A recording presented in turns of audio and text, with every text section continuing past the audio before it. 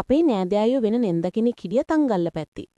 කොහොම හරි දවසක් ඊළඟ ගෙදරක කිව්වට ටිකක් දුර ගෙදරක තිබ්බ තාත්තගේ යාළුවෙක්ට පින්කමකට යන්න ඕමනා වෙලා. අපි උදේම ගියා තංගල්ල නෙන්දගේ ගෙදරට. එයා නර්ස් කෙනෙක්නේ. වයස නම් අවුරුදු 37ක් විතර ඇති. මහත්ය රට. උන්ට බෙදලා අවුරුදු 5ක් යනකම් උත්සාහ කරත් ළමයි නෑ. කොහොම වුණත් දැන් ගෑණි තනියම ඉන්නේ. ඒකිගේ අම්මා අප්පත් වලකජ්ජ ගහලා කලින්ම. කොහොම වුණත් හෙන පට්ට හොද ගෑණි. ළමයි නැති නිසා මට පට්ට ආදරේ බං.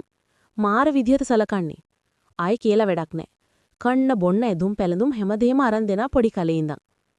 කොහොම වුණත් මේ සිද්ධිය වෙද්දී මම උසස් පෙළට පාඩම් කරනවා. අම්මලා එක්ක මම ඉදා ගිය මට රැයට තනියම ගෙදරට වෙලා ඉන්න වෙන නිසා. අම්මලා කලින්ම කිව්වා ගියාම එන්නේ රෑ බණ අහලා පහුවදා දවල් දානේ දීලා කියලා. ඒ නිසා තමා මම එහි ගියේ. නැත්තම් යන්නෙත් නෑ. එහෙට ගියේ වෙලේ ඉඳන් නැන්ද මාර ආදරේ මට. කොල්ල දැන් ලොකු වෙලානි. නැන්දට හෙන හැපි. මාර ආදරෙන් ඉන්නේ. එයා පොඩි කලේ ඉඳන්. එයාට මම ලොකු වෙලා දකිද්දි මාර සතුටක්. කොහොම හරි කාලය ටිකින් ටික ගිවිලා ගියා. අම්මලා දවල්ට කලා ඒ ගමන්ම පින්කම් ගෙදරට යන්න පිටත් වුණා. මායි නැන්දයි විතරයි දැන් ගෙදර. මම ඉතින් පාඩම් කරන්න පටන් ගත්තා.